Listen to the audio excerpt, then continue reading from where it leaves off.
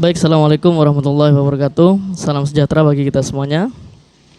Alhamdulillahirrabbilalamin. Hari ini kita diberikan kesempatan untuk bersama-sama berada dalam forum ini.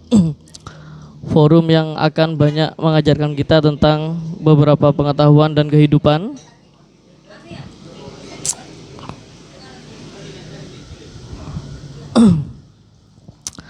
Baik, alhamdulillah.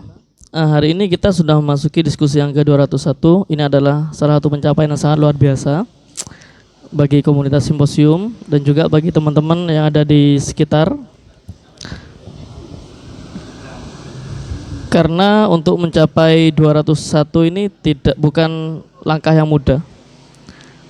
Karena juga perlu dibutuhkan kerjasama tim dan juga konsistensi.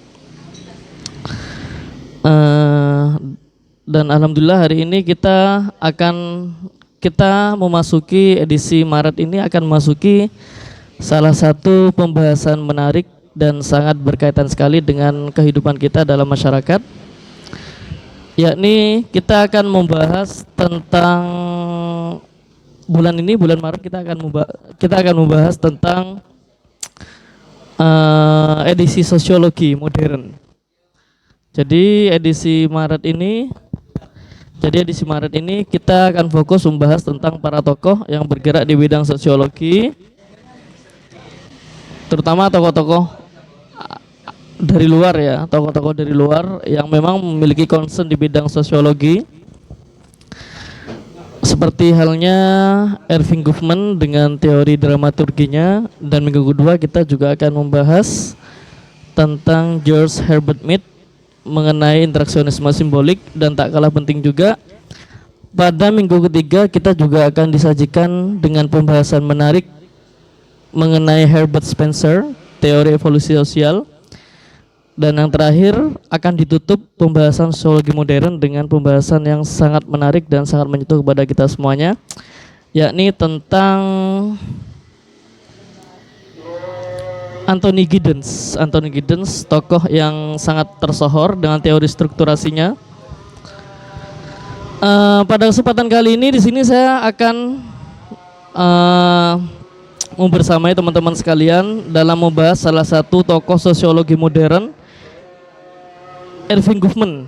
Jadi Erving Goffman ya, kita akan membahas Goffman dari teorinya tentang dramaturgi.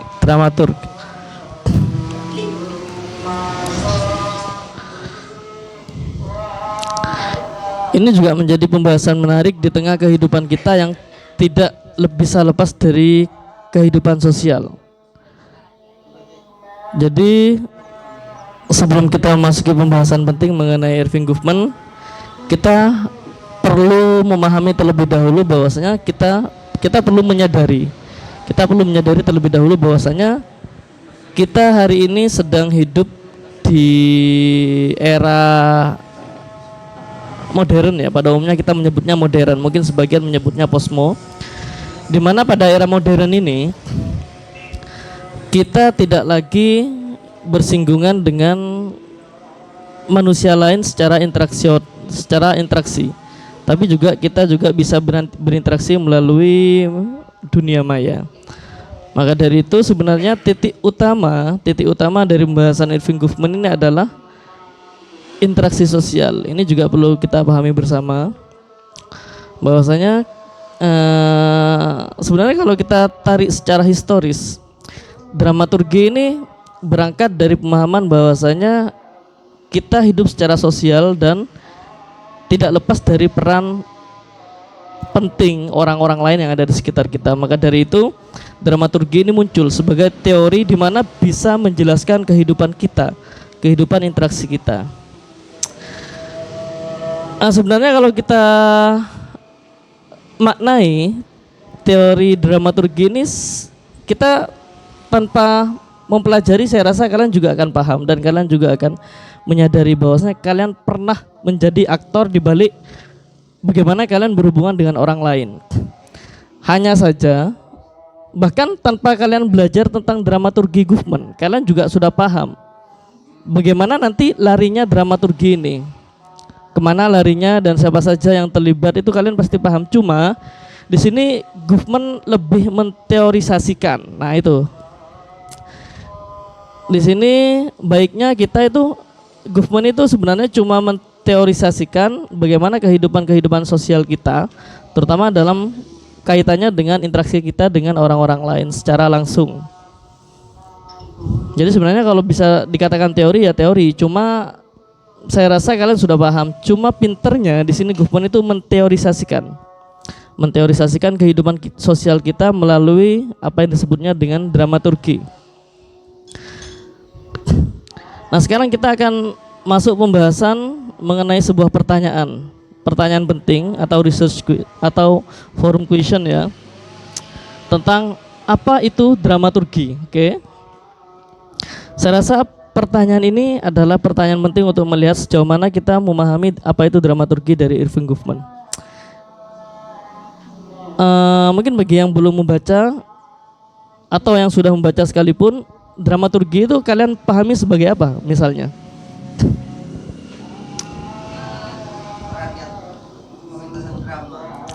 Pentasan drama ya betul. Lakon atau teater proses drama. Jadi kalau dari segi harfiahnya kita sudah bisa memastikan dramaturgi ini akan memiliki keterkaitan dengan drama.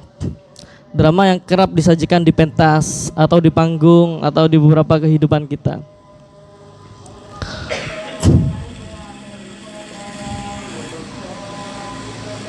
Nah, di sini kita akan lebih masuk lagi kepada pembahasan inti tentang dramaturgi.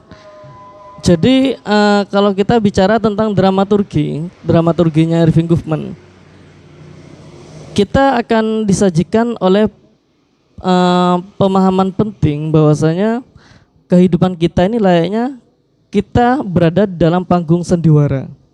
Nah gitu, mungkin bagi yang teman-teman yang sebelumnya Indosiarisme ya, kalian akan sering melihat beberapa sinetron panggung drama. Di situ kalian akan melihat bagaimana panggung atau orang-orang yang bermain drama di dalamnya memerankan pemainnya. Nah itu sama halnya dengan apa yang dikatakan Goffman ya. Jadi dramaturgi ini adalah sebuah teori yang menjelaskan bahwasanya ketika kita berinteraksi dengan orang lain, kehidupan kita dalam dunia ini itu layaknya kita hidup dalam sebuah pentas drama.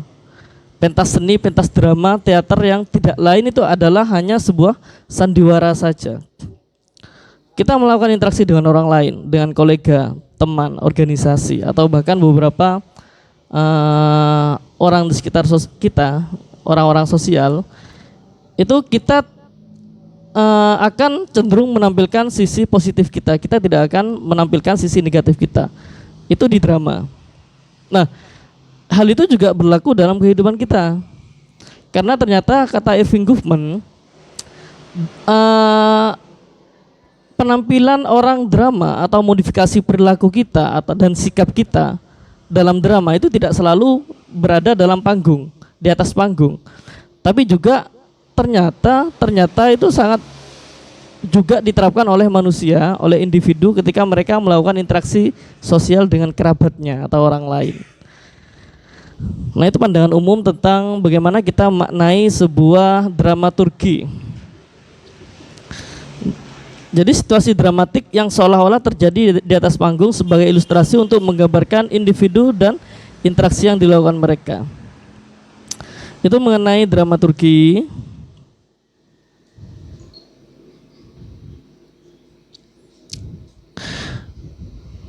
Nah,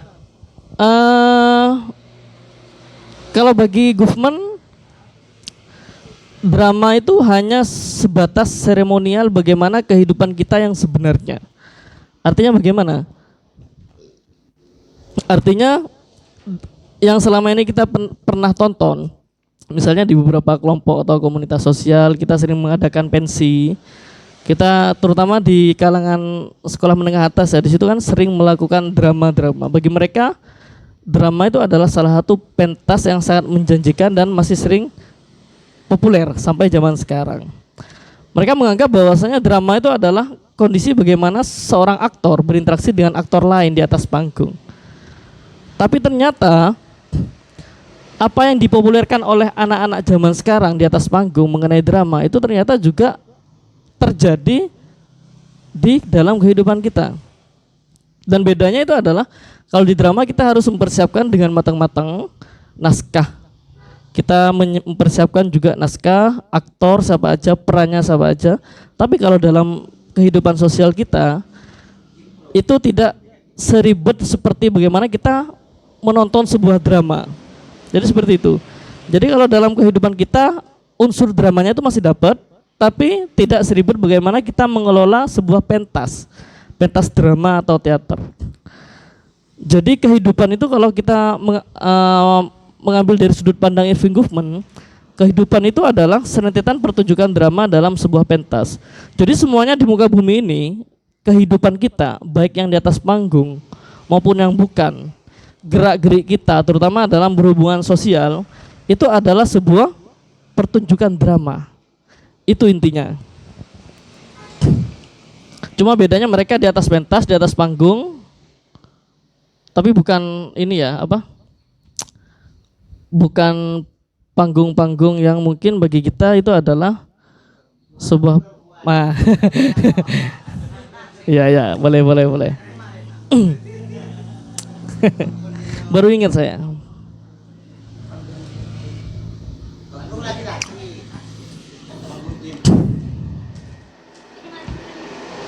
Jadi kalau dilihat dari gambar di sini, ini adalah sebuah gambar pertunjukan teater. Dalam pertunjukan teater itu sebenarnya lebih ganas. Bagaimana kita memerankan sebuah aktor, peran. Karena dalam sebuah teater, kita bahkan yang berbeda jenis kelamin pun kita bisa memerankan sebuah peran yang berbeda secara jenis kelamin. Itu adalah alasan kenapa dalam panggung teater yang asli itu sangat perbedaannya sangat jauh. Tapi kalau dalam kehidupan sehari-hari kita, drama itu atau teater, kalau dalam menurut Irving Goffman itu tidak sekeras itu perbedaannya. Kita cukup menyeting beberapa hal dan sekiranya bisa kita menampilkan apa yang kita inginkan.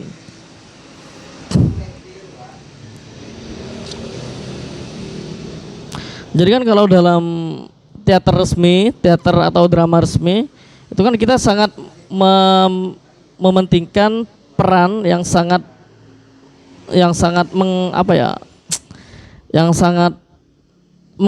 sangat kita hayati, dan juga beberapa peran dan naskah-naskah yang memang harus membuat kita sukses di atas panggung. Tapi dalam kehidupan kita sehari-hari, drama itu tidak perlu seribet itu kalau kata Irving Goffman. Bahkan terkadang meskipun kita tidak merencanakan, dramaturgi itu nyata adanya. Nyata adanya dalam artian kita tidak merasa kita memerankan sebuah peran dalam dinamika sosial.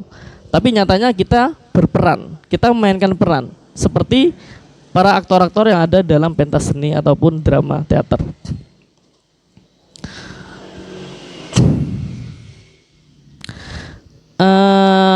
Irving Goffman ya, saya lupa ya, saya akan sedikit mengulas Irving Goffman.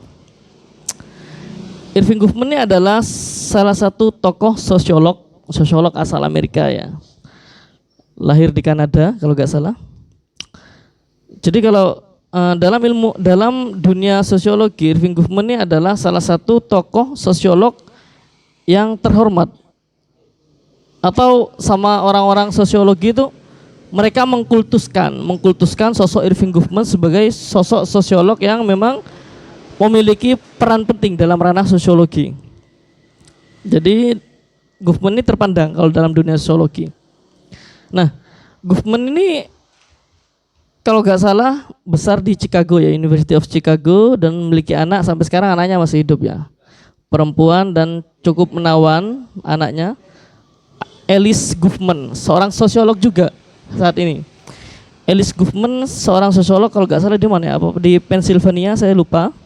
Tapi dia juga seorang sosiolog yang bergerak di bidang sedikit berbeda dengan ayahnya, di bidang etnografi perkotaan kalau nggak salah. Jadi ada turun temurun antara Irving Goffman dengan anaknya Alice Goffman. Meskipun tidak setenar Irving Goffman, tapi Ellis Goffman ini juga bisa dikategorikan sebagai sosiolog asal Amerika yang saat ini namanya juga mulai berkembang. Nah, dramaturgi ini bukan teori yang pertama kali dicetuskan oleh Goffman, bukan ya. Jadi Goffman ini bukan pelopor utama dramaturgi. Tapi Goffman ini hanya sosok yang mempopulerkan. Nah, jadi kalau tidak ada Goffman, saya rasa dramaturgi tidak akan seluas sekarang capaian pengetahuannya.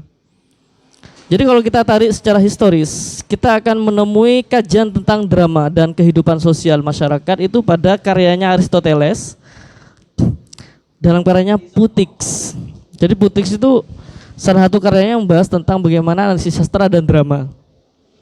Di situ sudah dijelaskan ternyata bahwasanya kehidupan manusia itu juga memiliki relevansi dengan konteks drama dalam kehidupan masyarakat.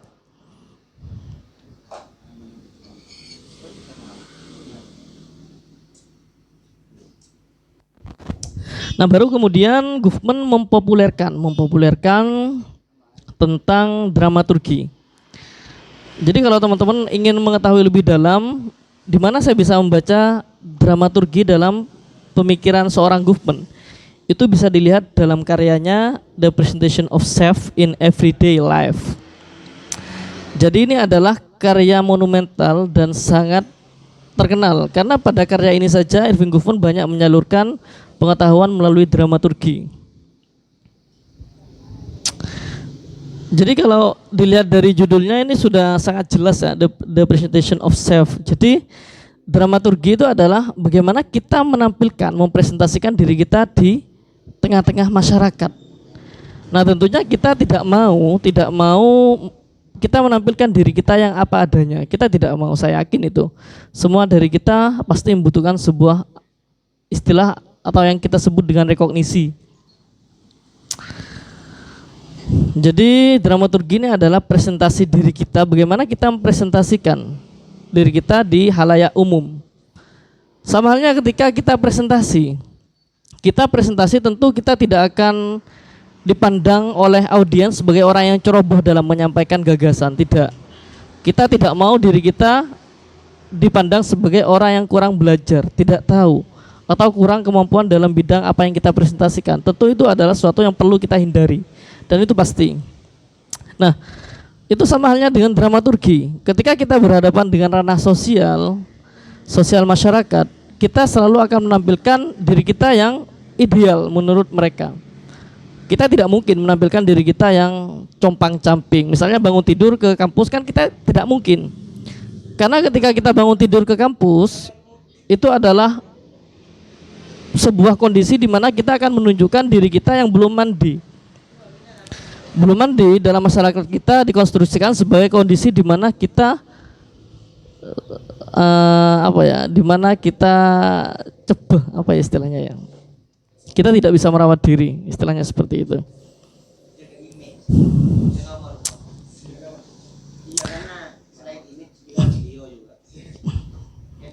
Iya, ya minimal cuci muka ya kalau kampus itu ya, minimal cuci muka. Iya, minimal cuci muka itu sebenarnya sudah masuk bagaimana kita mempresentasikan diri kita di depan orang lain. Kita tidak mungkin acak-acakan pakai baju tidur, bangun tidur langsung kampus, tidak mungkin. Karena kalau kita, itu adalah kondisi kita sebenarnya ya. Tapi karena berhubung kita hidup di ranah sosial, kita itu seolah-olah ingin memberikan kesan kepada masyarakat luas. Kita ingin memberikan impression. Kita memberikan kesan atau impression bahwasanya kita itu baik menurut mereka. Kecuali mungkin bagi, mohon maaf, ODGJ ya. Oke, saya ingin sedikit membahas tentang ODGJ karena ini berkaitan juga dengan dramaturgi.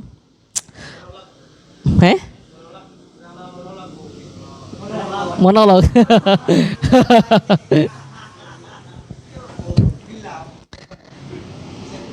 Dan saya rasa dramaturgi, bagaimana kita mempresentasikan diri kita ke halayak luas itu tidak berlaku pada orang yang ODGJ. Karena secara mental kita memiliki perbedaan, kita mental yang sehat mungkin ya, kita memiliki mental sehat mungkin, kita tentu tidak akan menampilkan diri kita yang ceroboh. Tapi seorang ODGJ mereka tidak memperhatikan hal itu. Karena secara mental mereka berbeda dengan kita, tentunya mereka tidak membutuhkan apa itu rekognisi. Gitu. Jadinya mereka menampilkan dalam keseharian, itu adalah kondisi mereka yang sebenarnya. Nah, ini asumsi dasar dramaturgi. Kita semua merupakan aktor di atas panggung kehidupan. Jadi kalau sebelumnya panggung itu adalah kita ilustrasikan bukan perempuan ya. Wah, bahaya ini. Jadi selama ini kalau kita mengilustrasikan panggung itu sebagai sebuah tempat yang memiliki mungkin ya, yang memiliki tinggi itu 1 meter dengan anyaman kayu atau besi atau semen. Tapi dalam pandangan Goffman, panggung itu tidak hanya panggung seperti itu, tapi juga kehidupan kita ini adalah sebuah panggung. Kita hidup itu adalah panggung, maka dari itu istilahnya kita alihkan pada panggung kehidupan. Dan apakah hanya orang-orang tertentu saja yang bisa melakukan dramaturgi atau memainkan drama dalam kehidupan sosial? Tidak hanya orang-orang tertentu, tapi juga semua orang dari kita itu pasti memainkan peran. Kita menjadi aktor dalam drama kehidupan kita. Bahkan seorang Goffman pun dia juga menjadi aktor. Kita memiliki ranah-ranah kehidupan secara ekologis yang berbeda, dan itu tentunya kita menjadi aktor baik dalam skala besar maupun skala kecil. Ini Erving Goffman ya. Jadi kalau secara usia Goffman ini masih baru ya, sosiolog baru. 1922 lahirnya, meninggalnya 1982. Sudah 60 tahun dia bertahan menjadi seorang sosiolog yang begitu terkenal.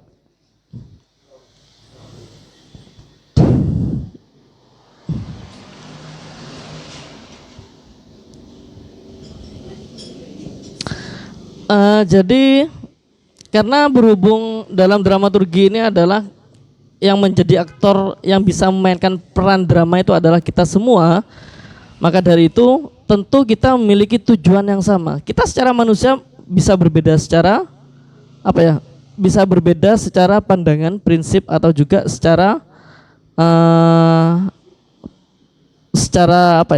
pertahanan diri.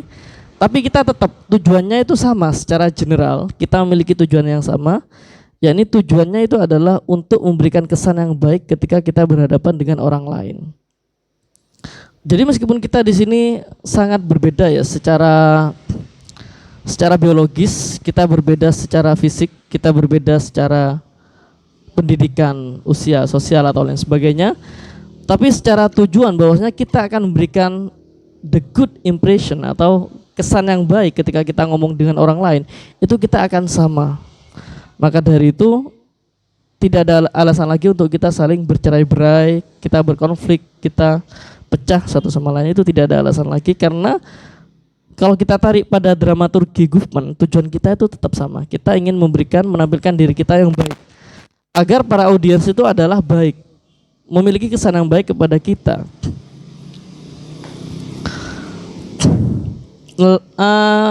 Layaknya saya di sini ya, saya juga di sini berusaha, saya juga dalam forum ini saya menjadi aktor. Saya menjadi aktor dan akan berusaha menampilkan kesan yang baik kepada para audiens, baik secara virtual maupun secara realitas kenyataan seperti ini. Saya pribadi akan menampilkan penampilan yang terbaik, baik itu secara bahasa, secara penampilan, dan juga secara pembawaan. Kita memiliki tujuan yang sama.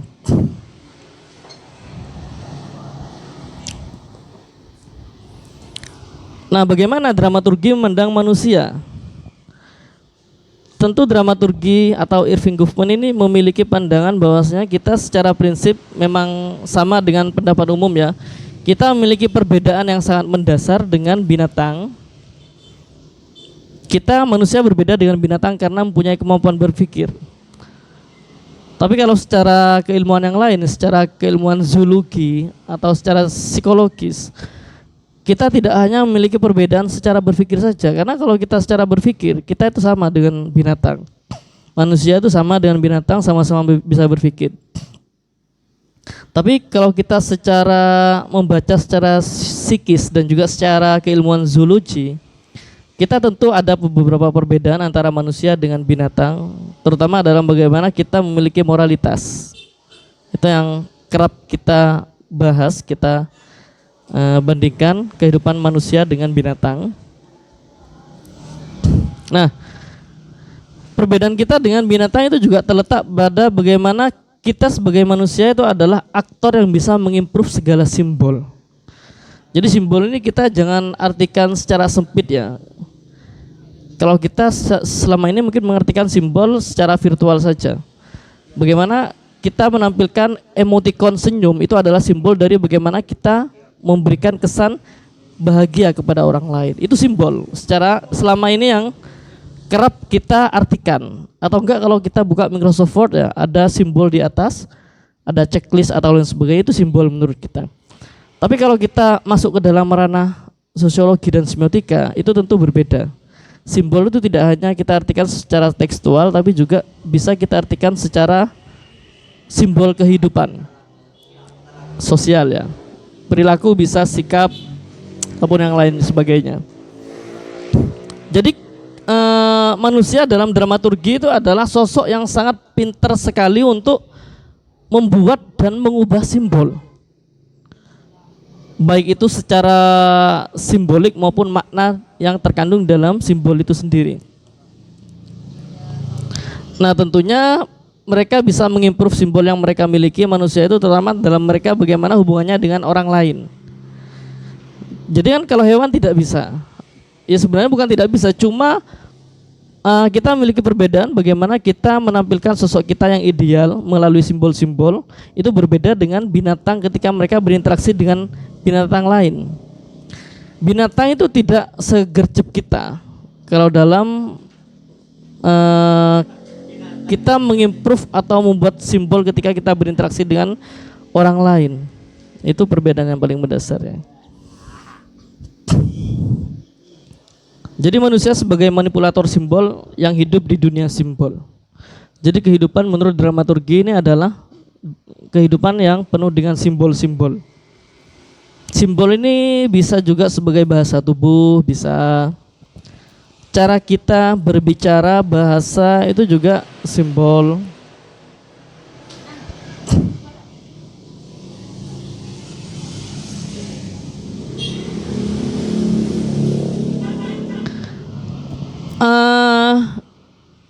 Fokus dramaturgi ini bisa kita lihat ya, bahwasanya fokus dramaturgi itu bukan aksi, bukan gerakan, tapi tindakan.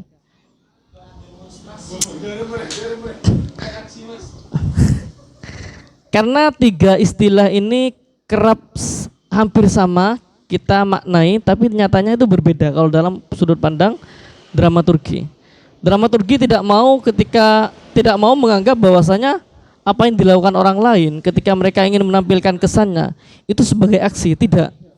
Karena kalau kita anggap sebagai aksi, itu tentunya kita cenderung mensengaja apa yang kita lakukan dan untuk memenuhi tujuan atau maksud tertentu. Itu tidak seperti itu.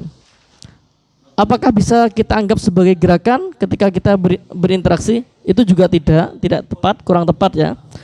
Karena kalau dalam pola pandang dramaturgi, gerakan ini adalah sebuah perilaku yang mengandung makna tapi tidak bertujuan.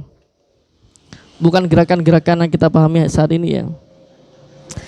Nah, baru kemudian dramaturgi ini lebih cocok ketika kita mengistilahkan atau kita menyematkan istilah tindakan.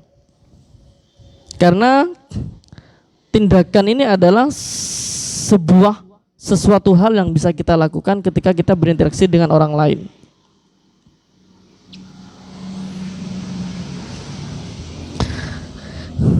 Kita lagi akan masuk ke dalam tom-tom struktural ya.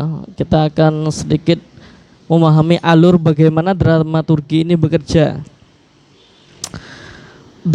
kalau kita lihat kisahnya, kenapa kok bisa dramaturgi ini muncul dalam teori-teori sosiologi? Ternyata Goffman ini adalah sosok yang sangat pro terhadap interaksionisme simbolik. Jadi dramaturgi ini adalah salah satu bagian dari teori interaksionisme simbolik dalam ilmu sosiologi. Karena dia itu sangat menolak sekali tentang teori-teori sosiologi yang ada pada umumnya. Jadi ketika Irving Goffman ini hidup dan masuk masa-masa kejayaannya, Goffman ini sangat menganalisis sekali tentang bagaimana teori-teori sosiologi pada umumnya itu bekerja.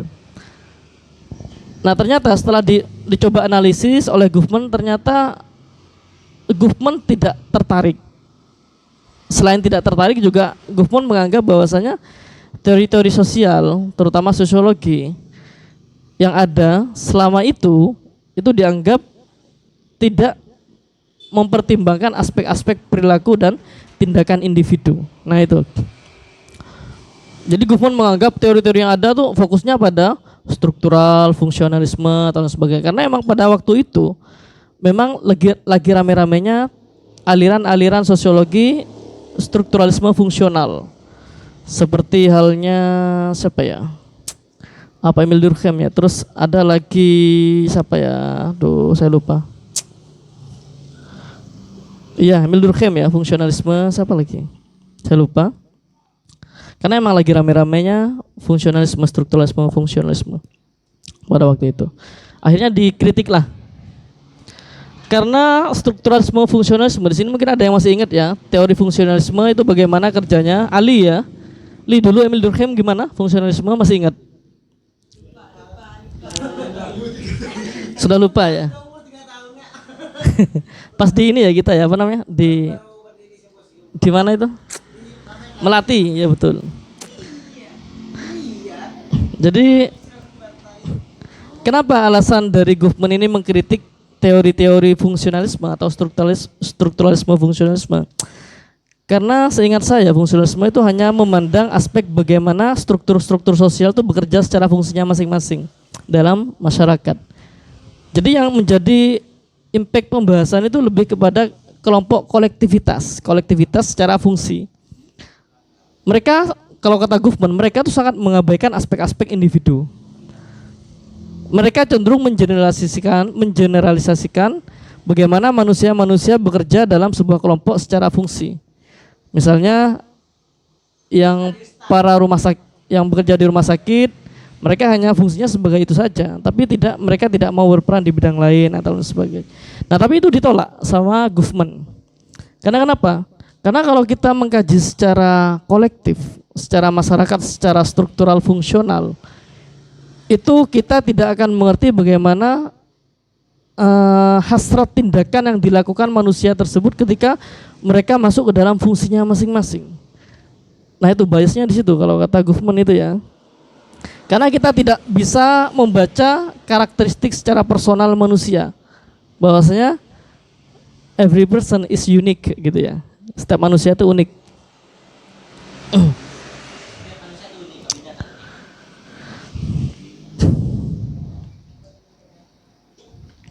Nah, ini ada pertanyaan penting. Ini ada pertanyaan penting yang mungkin bagi kita, mungkin ada teman-teman yang mau menjawab. Sebenarnya struktur sosial itu menentukan perilaku manusia atau perilaku manusia yang menentukan struktur sosial?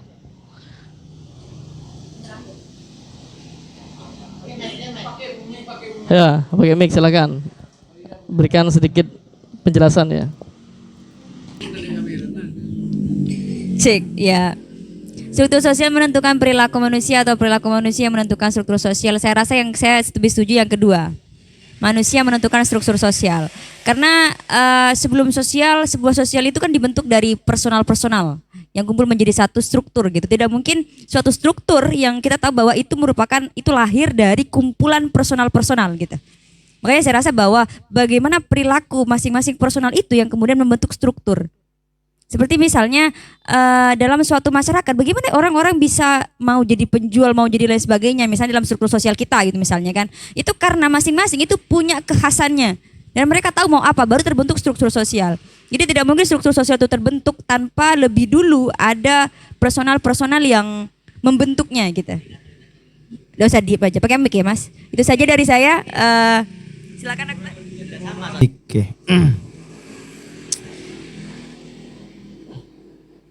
Apa yang disampaikan Mbak Winda itu mungkin analisanya itu menggunakan pemikiran dari Evan Goffman. Bahwasanya jangan terlalu berbicara sesuatu yang sifatnya kompleks, tapi ambil dari perilaku pribadi itu sendiri. Tapi misalnya kalau bahasanya Mas Faruk itu dalam ilmu tasawuf itu, manusia itu kan juga terbentuk memang dari pribadi terlebih dahulu, sehingga dikategorisasikan ada dua kekuatan yang akan menyebabkan manusia itu menjadi bagaimana fungsinya di ranah sosial.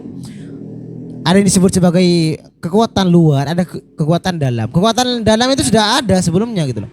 Dalam artian apa? Perilakunya itu memang sudah terbentuk itu. Tapi justru yang akan merusak manusia itu adalah kekuatan luar itu. Dalam artian apa? Justru saya lebih setuju bahwa struktur sosial itu akan menentukan perilaku manusia. Karena kenapa? Terlalu egois dan terlalu naif. Kalau seorang itu bisa bertahan dengan kepribadiannya di tengah kecemarahan dari berbagai struktur sosial yang terjadi di kalangan masyarakatnya, maka bagi saya lebih tepatnya itu poin pertama, struktur sosial. Kalau saya kasih perumpamaan misalnya, seorang yang hidup dengan struktur sosial yang ekonominya tinggi ya, dia memang dari ekonomi terbelakang tidak akan mengubah mungkin kehidupan dia, tapi akan mengubah cara pandang dia. Misalnya bisa jadi seorang elit karena ingin ikut dengan keadaan sosialnya, tapi akan sulit saat perilaku pribadi manusia itu menentukan struktur sosial. Karena menyeragamkan manusia itu sulit. Ya. Ya kecuali masuk SD misalnya. Makanya kalau sudah kuliah masih pakai seragam, itu bisa jadi bagian dari itulah. Itu saya. Cek. Bagi saya mungkin saya mendukung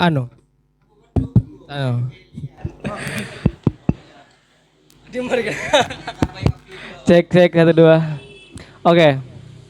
Bagi saya sendiri mungkin agak berbeda dengan Mbak Winda, bahwa struktur sosial lah yang menentukan perilaku manusia.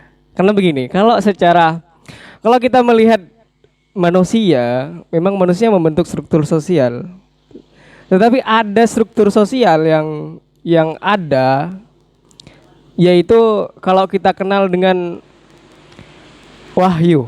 Jadi struktur sosial yang diturunkan supaya kita berperilaku sebagaimana struktur sosial itu, agama menentukan struktur sosial gitu. Oleh sebab itu ada dua ide atau hal lah, bahwa sebagai umat beragama kita dibentuk oleh struktur sosial. Siapa? Ya, nah, karena kita beragama ada panggilan ustadz kiai kan, artinya agama menentukan struktur sosial itu sendiri gitu. Jadi sebagai wahyu itu ya datang sebagai dokumen. Kalau kita sebagai manusia menentukan perilaku manusia datang dengan argumen kan gitu kan. Bismillahirrahmanirrahim. Struktur sosial menentukan perilaku manusia atau perilaku manusia menentukan struktur sosial. Cukup menarik sih. Hanya saja saya bukan latar belakang dari para yang komentar barusan. Cuma saya lebih setuju ketika sebelum terbentuknya struktur sosial menentukan perilaku manusia. Bagaimana Erving Goffman itu membahas ini kan ada dua hal yang menjadi simbolik nanti antara true dan real kan gitu kan. Jadi antara kebenaran dan juga yang nyata itu kenyataan. Jadi saya rasa bagaimana gitu government memandang hal tersebut gitu. Perihal akan terbentuk ini nantinya Kak. Struktur sosial menentukan perilaku manusia itu sendiri. Jadi saya rasa ini kan perihal dramaturgi ya tidak jauh dari interaksi sosial dan juga fenomenologi. Kalau tidak salah kayak gitu ya Kak. Jadi maka tentukan dulu manusia ini antara kebenarannya di mana dan juga nyatanya gimana gitu. Sehingga akan terbentuklah sintesan baru di situ. Jadi seperti itu kalau pandangan saya. Ya. Ya dari ini Ustadz ya. Kebenaran dari manusia itu dan kenyataan dari manusia itu. Terlebih lagi aslinya government ini kan membahas antara kebenaran dan kenyataan itu dalam 3 aspek Kak. Yaitu sikap, attitude dan juga belief, kepercayaan dan juga emosional kalau tidak salah. Jadi tentukan dulu ini sikapnya gimana, bentuk kepercayaan manusia itu seperti apa, emosionalnya seperti apa gitu. Nah, ya akan lahir nantinya Bang di situ Bang. Seolah-olah ini kan gimana ya? Saya agak ambigu gitu. Makanya saya rasa mohon maaf beragama enggak gitu pertanyaan saya. Jadi ya mungkin hanya itu. Mungkin yang lain. Kalau saya pakai analisis politik ya. Eh, biar beda dengan yang lain. Saya lebih sepakat yang perilaku manusia menentukan struktur sosial. Kenapa begitu? Coba kita mengambil dari gambaran contoh besarnya yaitu negara korup yang dimana ya Korea Utara, yang dimana semua tampilan bersosialnya itu harus ditentukan oleh pemimpinnya Kim Jong Un. Kalau gak sama dengan Kim Jong Un, maka semuanya akan mendapatkan hukuman. Itu bagi saya yang perilaku manusia menentukan struktur sosial. Menarik ya, ada beberapa pendekatan mungkin yang dipakai oleh teman-teman, apalagi tadi oleh Lek Nanang, oleh Mas Nanang barusan. Ampun senior. Oleh Mas Nanang itu menggunakan apa? Pendekatan politis, dan mungkin dari Faruk barusan menggunakan pendekatan ya. Akan tapi saya teringat dengan beberapa kajian terdahulu. Saya ini pakai pendekatan pendidikan saja mungkin ya. Ya. Karena kan saya anak pendidikan, Mas. Oke. Saya teringat dengan teorinya Ivan Petrovich Pavlov ya. Di mana memang dia itu menggambarkan tentang classical conditioning. Jadi di sana memang ada sebuah hal yang memang dibentuk oleh manusia itu sendiri yang dapat membentuk struktur sosial lainnya. Saya analikan kayak gini. Mungkin dalam polarisasi sosial dalam pendidikan itu ketika di mana guru itu mampu memberikan stimulus terhadap siswanya sehingga membentuk polarisasi sosial yang membuat kelas itu aktif. Jadi saya rasa ini juga masuk gitu, cocok logi antara perilaku manusia menentukan struktur sosial seperti itu. Cek, mungkin sedikit pertanyaan yang menjebak ya, ya Prof ya. Soalnya saya tidak bisa memilih. Itu ibaratkan sampean itu mau masuk komunis, misalnya gini, sampean milih masuk partai komunis, tapi sampean harus lepas agama gitu kan nggak bisa ya. Komunis Indonesia adalah komunis yang nggak ateis kan. Jadi untuk orang-orang Indonesia yang dulu-dulu itu dibimbangkan nggak bisa milih itu.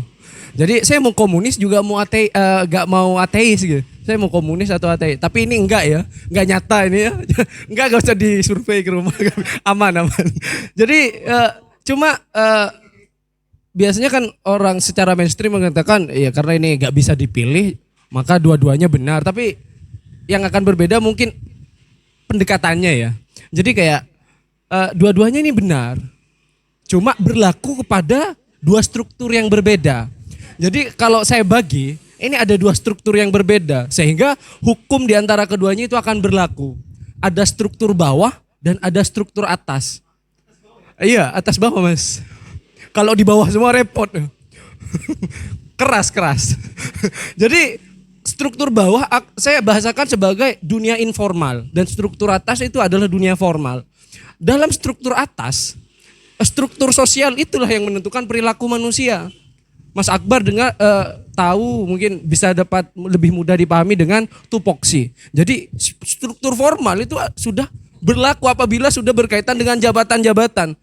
Orang yang masuk dan menyandeng jabatan tertentu, struktur sosial lah yang menggerakkan dia. Karena dia harus berlaku sesuai dengan jabatannya. Kalau enggak dia akan dicopot. Sehingga bebas aja sampean berperilaku seperti apapun, asalkan copot jabatannya. Nah, tak langkung kula ustad. Karena jabatan sampean ustad, maka tolonglah jangan sabul kan gitu ya. Kita misalnya cowok, semua cowok suka cewek pakaian seksi, tapi please jangan ustadzah yang seksi. Kan gitu ya. Kita bisa risih juga. Karena kenapa? Karena ada struktur sosial yang tidak sesuai. Jadi di dalam struktur bagian atas, struktur yang dalam ranah formal, manusia memang harus dituntut untuk melakukan tingkah laku, tindakan sosialnya itu sesuai dengan jabatannya, harkat dan martabat di bos. Kan gitu ya. Berbeda dengan hukum yang kedua, perilaku manusia menentukan struktur sosial. Nah, ini struktur informal. Karena struktur informal tidak ada basis struktur. Misalnya seperti simposium ya. Bebas kan? Penguasaan terhadap individu kita, subjektivitas kita masing-masing yang menentukan apa yang kita kerjakan di sini. Kenapa? Karena kita tidak dibebani oleh jabatan-jabatan tertentu, tindakan-tindakan tertentu yang memang harus kita penuhi, memang harus seperti itu. Jadi dalam perilaku manusia dalam menentukan struktur sosialnya itu berlaku kepada hal yang bersifat informal. Tapi sebagai seorang anak ekonomi, saya tidak puas dengan pendekatan ini kritikan mungkin ya. Kan kita anak ekonomi Bang Ali ya. Karena kedua struktur ini tidak akan berlaku tanpa adanya struktur ekonomi.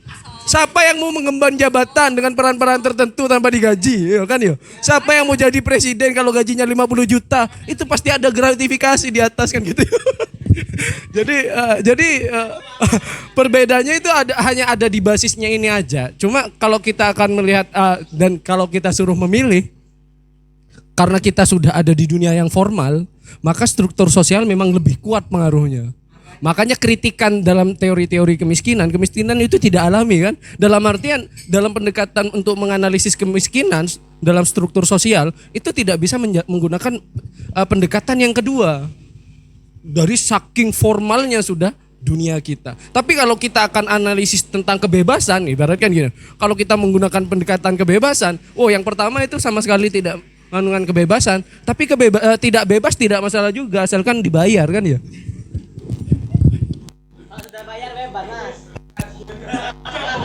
Berarti Mas Bano itu sama dengan coachnya di yang nempel di truk-truk Madura itu. Eka bin Nisar, Etin Enger.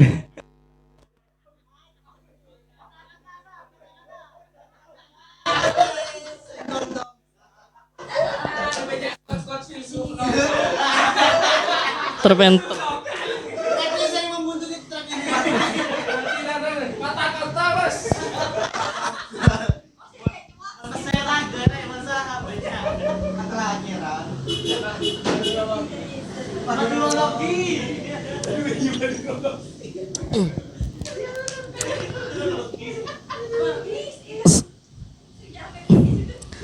Sebenarnya kita dua pertanyaan ini adalah dua pertanyaan yang saya rasa bisa kita jawab kalau kita memegang salah satu pendekatan di antara keduanya. Karena ini secara pertanyaan paradigmatik ya. Mungkin bagi yang menganut paham strukturalisme fungsional, kita akan lebih memilih yang nomor satu. Dan bagi kita yang menganut paham interaksionisme simbolik, terutama Goffman, kita akan mengambil yang nomor dua. Karena strukturalisme sosial ini, mohon maaf, struktur sosial ini berangkat dari salah satu paradigma besar dalam sosiologi, strukturalisme fungsional, yang tokoh-tokohnya itu sangat banyak sekali. Salah satunya itu adalah yang kita bahas, Herbert Spencer, Emil Durkheim, dan lain sebagainya. Nah, jadi kalau kita pandang ya, struktur sosial ini berangkat dari paradigma strukturalisme fungsional, di mana paradigma tersebut menganggap bahwasanya kita dalam dunia ini hidup dalam kelompok struktur-struktur yang berjalan secara harmonis. Tapi pendekatan yang digunakan itu secara makro dalam sosiologi. Itu yang dikritik oleh pendekatan Goffman. Karena memang mau gimana lagi, saya juga pernah membaca salah satu artikel dan ini sangat menohok ya bagi kita ya.